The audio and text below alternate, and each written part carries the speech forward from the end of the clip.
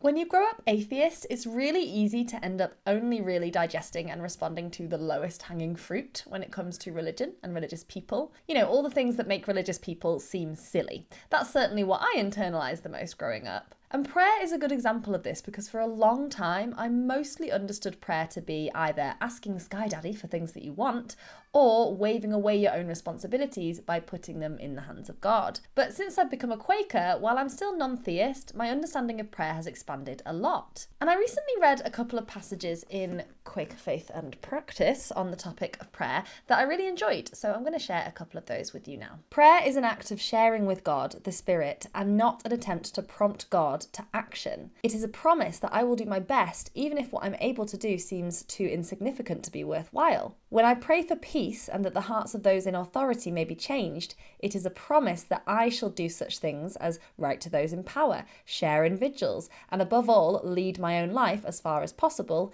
in such a manner as to take away the occasion for strife between individuals and between peoples. When I pray for others who are in need, it is a promise to make my own contribution, perhaps by writing, by visiting, by a gift, by telling someone whom I know could help. When I pray for forgiveness, for strength and courage, I try to open my heart, making it possible for me humbly to receive. There is little point in praying to be enabled to overcome some temptation and then putting oneself in the very position in which the temptation can exert all its fascination. There is little point in praying that the sorrowing may be comforted and the lonely cheered unless we ourselves set out to bring comfort and cheer to the sad and neglected in our own surroundings.